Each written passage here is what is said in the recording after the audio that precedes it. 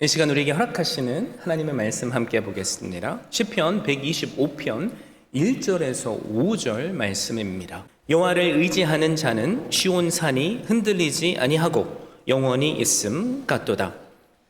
산들이 예루살렘을 두름과 같이 여호와께서 그의 백성을 지금부터 영원까지 두르시리로다.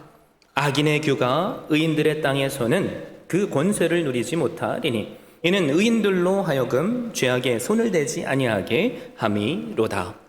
여호와여, 선한 자들과 마음이 정직한 자들에게 선대하소서. 자기의 굽은 길로 치우치는 자들은 여호와께서 죄를 범하는 자들과 함께 다니게 하시리로다. 이스라엘에게는 평강이 있을지어다. 아멘. 저는 이 귀한 주일에 주신 말씀을 힘입어서 행동하는 믿음 5번째, 그리고 마지막 시간으로 믿음으로 행하는 자에게 주시는 은혜라는 제목으로 말씀을 증거하고자 합니다. 우리는 모두 무언가를 의지하며 사는 존재들이죠. 그래서 우리의 인생은 무엇을 의뢰하고 사는가에 따라 완전히 달라집니다. 다들 잘 아시겠지만 사실 세상에는 의지할 만한 것이 하나도 없어요. 내 자신을 의지한 사람은 결국 이것을 깨닫죠. 내 계획대로 되는 것은 사실 별로 없다는 것을 말이에요. 돈을, 권력을, 사람들을 의지하고 사는 사람들도 하루아침에 다 잃어버리기도 하고 쓰디쓴 배신을 당하기도 합니다. 그래서 하나님을 믿는 사람은 오직 여호와 한 분 하나님 외에 의지할 분이 없다는 것을 살면서 깨닫는 사람들입니다. 때문에 성경에는 여호와를 의뢰하는 자가 받을 복을 여러 곳에서 말씀하죠. 자, 그렇다면 여호와를 의뢰한다는 게 도대체 무엇을 의미할까요? 의뢰하다라는 이 단어의 원어의 뜻을 보면 맡긴다라는 기본 의미가 있지만 좀 더 깊게 들어가 보면 붙들어매다 혹은 접착시키다라는 뜻이 있습니다. 오직 하나님을 자기 인생의 주인으로 삼고 전적으로 그분을 신뢰한다는 거죠. 우리가 3월 한 달 동안 행동하는 믿음이라는 주제로 말씀을 상고했어요. 하나님을 의지하는 자가 누굽니까? 하나님의 말씀에 따라 순종하는 자들입니다. 그래서 행동하는 믿음의 소유자는 자기 인생의 전부를 그분께 맡기는 자고요, 그분의 말씀대로 순종하는 자예요. 더 나아가 내 능력으로 결단으로는 할 수 없음을 깨닫기에 날마다 더 가까이 하나님께 다가가는 자들입니다. 그러면서 그 삶에 여러 가지 고난과 때론 이해하지 못하는 일이 있을지라도 끝까지 인내하는 자들입니다. 하나님은 그런 믿음의 사람을 사랑하시고 또 은혜를 허락하십니다. 오늘 우리가 살펴볼 시편 125편의 말씀은 성전에 올라가는 노래예요. 믿음으로 행하는 자들이 하나님을 의지함으로 날마다 하나님께 더 가까이 가기 위해서 성전을 향해 올라가며 부르는 노래라는 거죠. 아마도 그들은 시온산 꼭대기에 세워진 하나님의 성전을 바라보면서 감격에 가까운 노래를 부르며 올라갔을 거예요. 믿음이 없이는 하나님을 기쁘시게 못한다라고 말하죠. 그리고 하나님께 나아가는 자는 반드시 그가 계신 것과 그가 자기를 찾는 자들에게 상 주시는 이심을 믿어야 할지니라 라고 히브리서 11장 6절에 말씀합니다. 그런 마음으로 하나님을 향해 올라갔을 거예요. 그런 자들에게 하나님은 은혜를 주시는 거죠. 자, 믿음으로 행하는 자에게 그러면 하나님은 어떤 은혜를 주실까요? 오늘 말씀으로 우리는 3가지 은혜를 살펴볼 예정입니다. 저에게 소망이 있다면 이 은혜가 우리 모든 사람에게 동일하게 주시는 은혜요 복이 될 수 있기를 바랍니다. 첫 번째로 믿음으로 행하는 자에게 하나님은 흔들리지 않는 신앙을 주세요. 그게 바로 1절의 말씀이죠. 여호와를 의지하는 자는 시온산이 흔들리지 아니하고 영원히 있음 같도다. 산이 우리에게 주는 이미지가 뭡니까? 견고함과 안전이죠. 그런데 여기에서는 그냥 산이라고 하지 않아요. 특정한 산을 의미하죠. 바로 시온산이라고 말하고 있습니다. 시온산은 이스라엘 백성들에게 잊을 수 없는 어머니 품과 같은 산이에요. 구원의 산이기도 하고요, 희망을 노래하는 산입니다.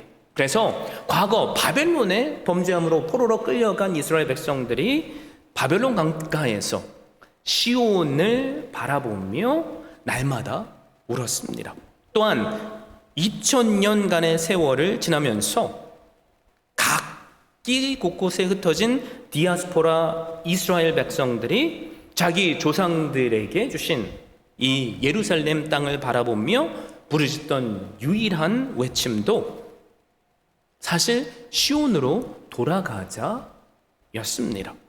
그래서 이스라엘 사람들에게 이 시온산은 마음의 고향이고 삶의 중심입니다.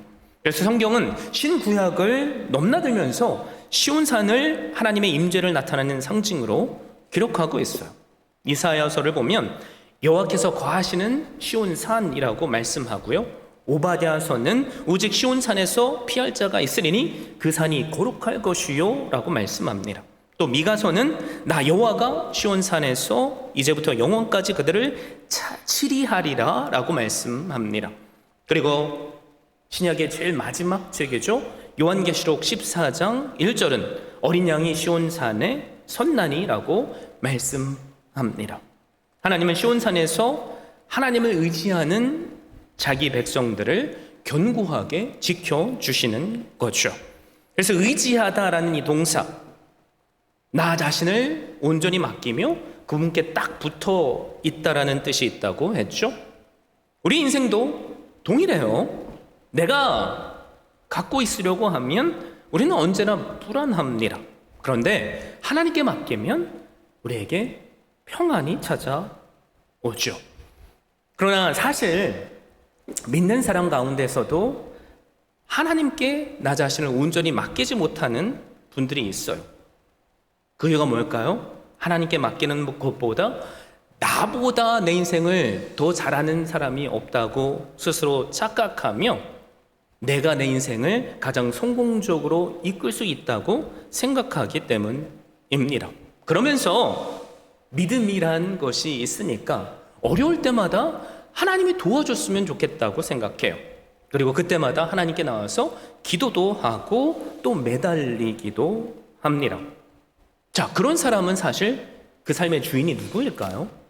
하나님이 나의 주인이시다라고 고백을 할 수는 있겠지만 그 삶의 주인은 나 스스로예요. 그리고 하나님을 사실 내 조수로 만드는 것과 같죠. 주객이 완전히 전도된 거죠. 그런 삶을 살면서 사람들은 뭘 깨닫죠? 아, 이게 아니구나. 내 힘으로 되는 것은 하나도 없구나. 이것을 깨닫습니다. 그래서 우리는 모든 순간에 하나님을 의지해야 돼요. 그럴 때 하나님은 고난을 이기게 하시고 또 우리로 승리케 해 주십니다. 그래서 시인은 하나님을 의지하는 사람은 시온산이 흔들리지 않는 것처럼 영원히 있을 것이라고 선포합니다. 흔들리지 않는다. 폭풍이나 강한 비바람이 불 때에도 요동하지 않는다는 의미죠. 여러분, 과거 저는 필리핀에 살 때 태풍을 눈앞에서 경험한 적이 있어요. 와, 나무가 부러져서 이따만한 굵은 것이 막 날아다녀요. 그리고 트럭이 날아다니면서 와, 건물에 그냥 던져지듯이 꽂히는데요. 보고 있는 것 자체가 너무나도 무서웠어요. 20대도 안 된 그때의 나이에. 하지만 산은 거센 바람이 불고 폭풍우가 몰아쳐서 때로는 나뭇가지들이 뽑혀나가고 부러질 수 있어도 그 산 자체는 절대로 없어지지 않습니다. 그래서 시온산은 예루살렘을 그리고 하나님의 성전이 있는 곳을 의미하기에 언제나 하나님께서 보호하시는 곳, 영원히 견고한 곳의 상징입니다. 인생을 살면서 우리가 떨쳐낼래야 떨쳐낼 수 없는 게 있죠. 우리를 불안하게 만드는 여러 가지 걱정들입니다. 이 세상에 걱정하지 않는 사람이 어디 있겠어요? 걱정은 우리가 스스로 초대하지 않아도 불청객처럼 불쑥 우리를 찾아와요. 때로는 우리로 하여금 잠들지 못하게 하고요. 폭풍에 흔들리는 나무처럼 이리 흔들리고 저리 요동치게 만듭니다. 우리가 아무리 많은 재산을 가졌을지라도, 내가 아무리 큰 권력을 가졌을지라도, 아무리 총명한 지혜를 가졌을지라도 이 걱정으로부터 자유로운 사람은 없어요. 그래서 시인은 이런 것들로부터 나 자신을 지키는 방법은 유일하다. 그것은 하나님을 의지하는 것이다 라고 말씀하고 있는 겁니다. 하나님을 의지하는 자에게, 말씀대로 행하는 자에게 하나님은 이처럼 흔들리지 않는 신앙을 주세요. 그래서 날마다 이렇게 결단했으면 좋겠어요. 맞습니다. 하나님을 의지하겠습니다. 하나님을 가까이 하겠습니다. 의뢰하겠습니다. 그럴 때 우리에게도 흔들리지 않는 신앙을 허락해 주실 줄 믿습니다. 자, 믿음으로 행하는 자에게 주시는 두 번째 은혜는 그럼 뭐죠?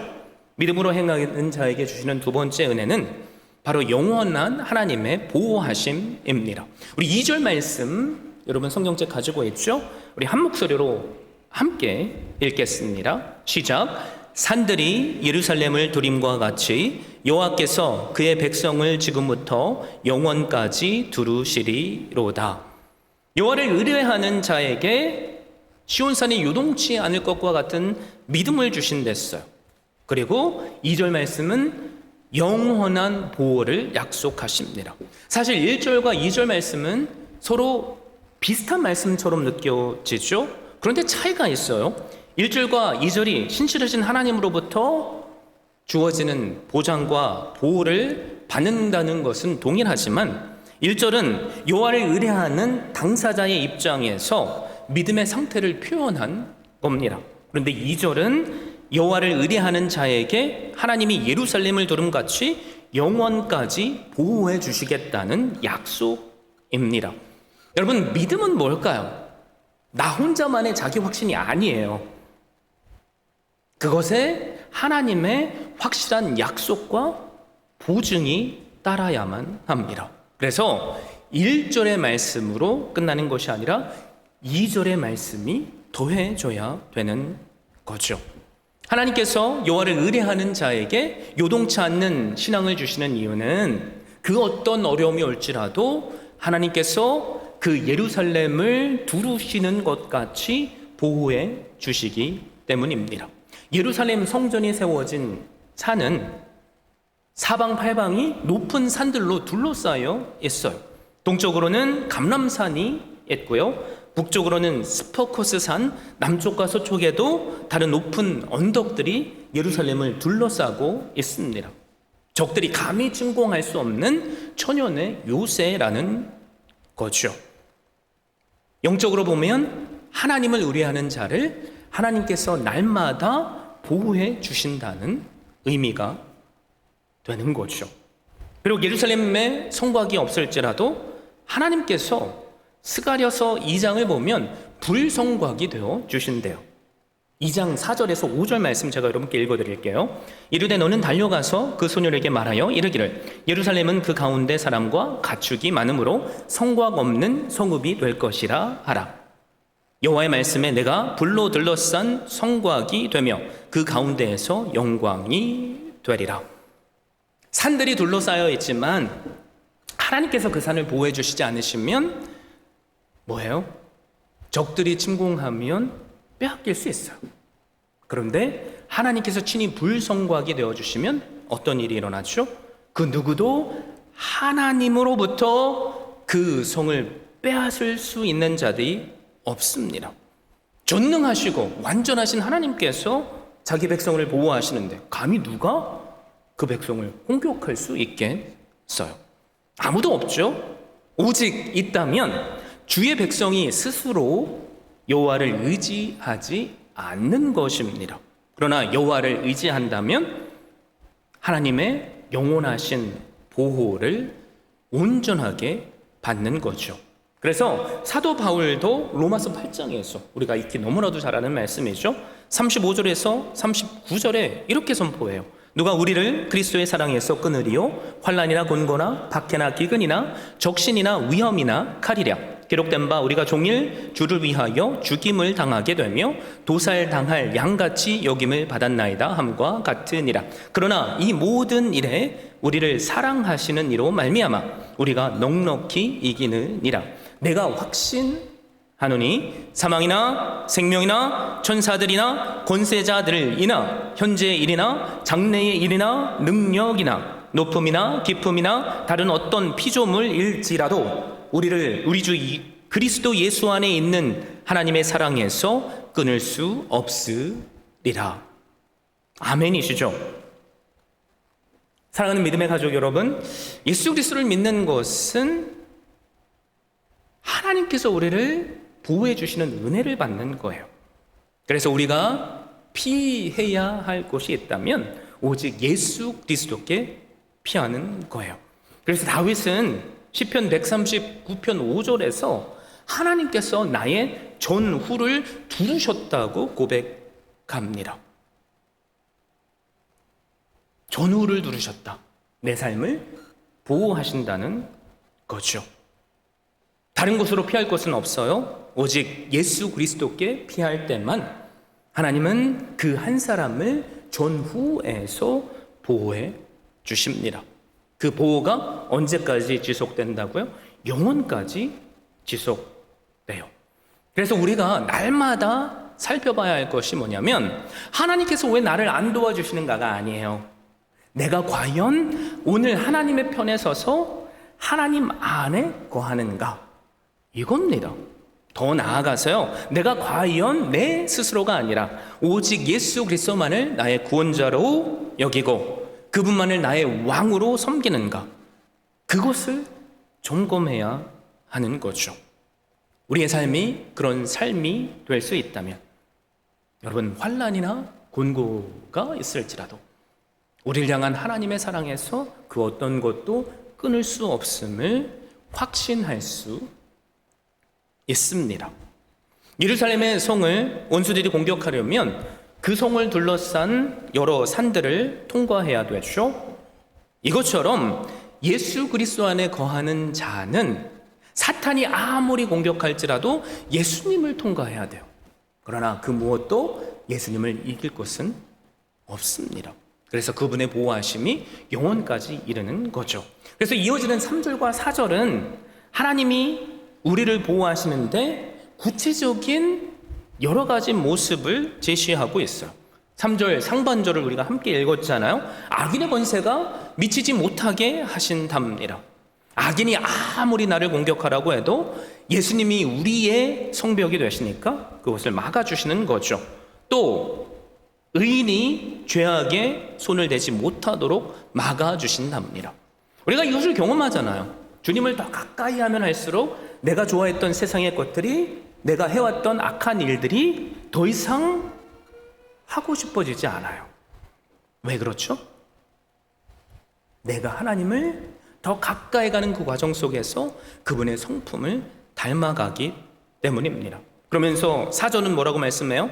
선인과 마음이 정직한 자에게 선하게 대해 주신대요. 이거보다 확실한 하나님의 약속의 보장이 어디 있겠습니까? 하나님께서 우리를 모든 악으로부터 지켜주신다면 우리는 두려울 게 사실 없어요. 그래서 우리가 무슨 독을 마실지라도 해를 두려워하지 않을 이유가 있다면 주님께서 우리와 함께 하시기 때문이겠죠. 또 사망의 음침한 골짜기를 내가 지날지라도 해를 두려워하지 않을 이유가 있다면 주께서 나와 함께 하시기 때문입니다. 그런데 5절 상반절에 보면 이런 말씀이 나오죠. 자기의 굽은 길로 치우치는 자들은 여호와께서 죄를 범하는 자들과 함께 다니게 하시리로다. 굽은 길로 치우치는 자는 4절에서 나오는 정직한 자와 반대의 사람입니다. 굽은 길, 곱지 않은 길이죠. 구부러진 길입니다. 하나님의 말씀을 따르지 않는 내 생각과 욕망을 쫓아가는 죄악된 길들을 가리킵니다. 그래서 문제의 핵심은 뭐예요? 내가 가는 길이 어떤 길이냐에 있어요. 내가 가는 그 길이 내 스스로의 굽은 길이라면 그 사람은 영원히 멸망당하는 거죠. 우리가 사실 이 굽은 길로 가려면 너무 쉬워요. 하나님의 말씀을 쫓아 행하지 않으면 그 길이 바로 굽은 길이 됩니다. 그런데 하나님께서 이들을 죄악을 짓는 자와 함께 다니게 하시겠다라고 말씀하죠. 직역하면 하나님께서 범죄자들과 함께 그들을 사라지게 만들 것이다 라는 뜻이 있어요. 마음이 구부러지고 범죄하는 자는 죄악된 길을 가게 되며 그리고 죄악된 일을 행하다가 결국엔 멸망당한다는 거죠. 존 버년의 천로역정이라는 책을 여러분들 다들 알고 계시죠? 그 책의 주인공이 누굽니까? 크리스천이에요. 이 크리스천이 멸망할 도시를 떠나 영원한 도성으로 향해 가는 것을 그린 소설입니다. 그 중에 이런 내용이 나와요. 크리스천은 순례의 길을 가다가 고난이라는 산에 이르게 되었습니다. 그래서 그 산을 향해 올라가고 있는데 불신과 두려움이라는 이름을 가진 두 사람이 산을 내려오고 있었어요. 그들에게 왜 돌아오는지 크리스천은 물었습니다. 그래서 그들이 저 앞에 사자 두 마리가 있어서 물려 죽을까봐 되돌아온다고 답합니다. 크리스천이 그 산을 올라가 보니까 실제로 사자 두 마리가 버티고 있는 거예요. 그런데 자세히 보니까 사자가 묶여 있어서 한 가운데로 걸어만 가면 아무런 문제가 없었습니다. 사람들이 사자를 보고서 지레 겁을 먹고 되돌아간 거죠. 불신과 두려움을 가지고 말이에요. 여러분, 우리 인생 길도 마찬가지예요. 아무리 나를 집어삼키려는 사자들이 으르렁거리고 있어도 나를 삼킬 사탄의 괴계가 있을지라도 이미 하나님께서 그것들을 묶어 놓으셨어요. 그래서 우리가 호기심으로 내 욕망으로 그 사자에게 더 가까이 가지 않는 한 사자는 절대 우리를 해치지 못합니다. 바로 이게 하나님의 약속이죠. 그래서 정직한 자는, 믿음으로 행하는 자는 하나님 향해 고든 길을 가는 자예요. 그 앞에 환난이 있을지라도 말이죠, 고난이 있을지라도 말이죠, 돌아가는 것이 아니라 그 길을 향해 가면 하나님께서 나를 집어삼키려고 하는 사자처럼 보이는 고난들마저도 묶고 놓으셨다는 것을 경험하게 됩니다. 저에게 소망이 있다면 우리 모두가 이 크리스천과 같은 고든 길을 향해 걸어가며 하나님께서 허락하시는 그 보호하심의 은혜를 누릴 수 있기를 바랍니다. 자, 그러면서 시인은 믿음으로 행하는 자에게 주시는 마지막 세 번째 은혜가 있다고 선포합니다.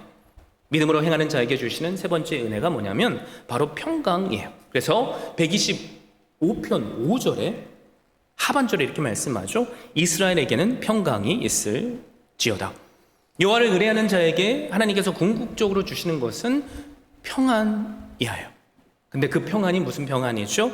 이스라엘의 평강입니다. 무슨 말일까요? 모든 사람에게 평안을 주신다는 의미가 아니에요. 오직 누구에게요? 여호와를 의뢰하는 이스라엘에게, 그분의 백성에게 평강을 주십니다. 사실 우리는 때때로 세상에서 평강을 찾을 수 있어요. 그런데 세상에서 우리에게 주는 평강은 영원하지 않죠. 우리의 마음 깊은 곳에 영적인 것들을 만족시켜주지 못합니다. 그래서 때때로 내가 누리던 기쁨이 한순간 사라지고요, 내가 오늘 기뻐했을지라도 비극적인 소식을 전하는 전화 한 통만 받으면 그 기쁨이 슬픔이 되어 버려요. 여러분, 그런데 하나님께서 주시는 평강은 영원한 평강입니다. 그래서 이사야 선지자는 이사야서 26장 3절에 이렇게 선포하는 거예요. 주께서 심지가 견고한 자를 평강의 평강으로 지키시리니 이는 그가 주를 의뢰함이니라. 여기서 심지가 견고한 사람은 누구를 말하죠? 주님을 의뢰하는 자를 말해요. 그래서 구약의 말씀을 읽어보면 하나님께서 세워진 선지자들이 백성을 향해 날마다 빌어주는 축도에게는 축원하는 기도의 핵심이 뭐예요? 바로 은혜와 평강입니다. 구약의 제사장으로서 백성을 향해 날마다 기도하는 기도가 여호와는 은혜 베푸시기를 원하며 평강 주시기를 원하노라 였어요. 그리고 부활하신 주님께서 제자들 가장 처음 만나시고 뭐라고 말씀하셨죠? 샬롬, 평안하니요? 라고 말씀하셨습니다. 그래서 이 평안은 하늘로부터 우리에게 주시는 하나님의 선물이에요. 내가 아무리 좋은 것을 소유하고 있을지라도 평안이 없으면 아무것도 아니죠. 세상을 휘어잡을 권세를 가지고 있을지라도 평강이 없으면 아무 소용이 없습니다. 내가 병원을 가지 않을 수 있는 건강이 있을지라도 내 안에 평강이 없으면 그거는 소용이 없죠. 그래서 하나님께서 주시는 평강이 우리에게도 필요합니다. 누구에게 하나님께서 평강을 주신다고요? 하나님을 의지하며 믿음으로 행하는 자에게 평강을 주신대요. 그리고 하나님은 그런 자들에게 흔들리지 않는 신앙을 주시고요. 더 나아가 영원토록 보호해 주십니다. 그래서 우리의 인생길은 사실 두 가지 갈림길에서의 선택의 연속이에요. 여호와를 의지하는 길로 내가 오늘 갈 것인가? 아니면 구부러진 내 욕망을 쫓아 행하는 길로 갈 것인가? 그 선택의 기로에 오늘 우리가 서 있는 거죠. 우리가 아무리 올바른 길로 지금까지 걸어왔을지라도 우리가 가는 그 길이 구부러진 길이라면 소용이 없는 겁니다. 그래서 사실 하나님께서 우리를 향한 그 고든 길을 예비하셨어요. 누구를 통해서 말이죠? 예수 그리스도를 통해서 말이에요. 우리는 날마다 굽은 길로 갈 수밖에 없는 죄인들이었습니다. 그래서 하나님은 우리에게 고든 길을 내어 보여주셨고요. 그리고 사랑하시는 아들 예수 그리스도를 보내주셨어요. 그리고 그 예수 그리스도를 믿는 자에게 죄 사함의 은혜를 주셨습니다. 우리가 나의 죄를 씻기는 십자가의 복음을 듣고 그 복음에 믿음으로 반응하며 나의 죄를 회개했을 때 여러분 기억하세요? 그때 얼마나 큰 기쁨이 나에게 임했는가? 얼마나 큰 평강이 나에게 임했는가? 그러면서 우리는 오늘 성전에 올라가는 순례자들처럼 천국을 바라보는 영원한 천석을 향해 걸어가는 순례자들이 되었습니다. 우리의 길에는 그러나 여전히 두 가지 갈림길들이 놓여 있죠. 저에게 소망이 있다면 우리의 인생은 결코 되돌릴 수 없습니다. 어제 간 길을 우리는 바꿀 수 없어요. 그래서 오늘 하나님을 의지하는 그 길을 선택할 수 있기를 바랍니다. 어떻게 해요? 항상 하나님을 의뢰함으로 말씀에 순종하십시오. 그래서 요동치 않는 그 신앙을 누리십시오. 주님을 언제나 나의 요새로 삼으십시오. 그래서 나를 두르시고 보호하시는 그분의 은혜를 누르십시오.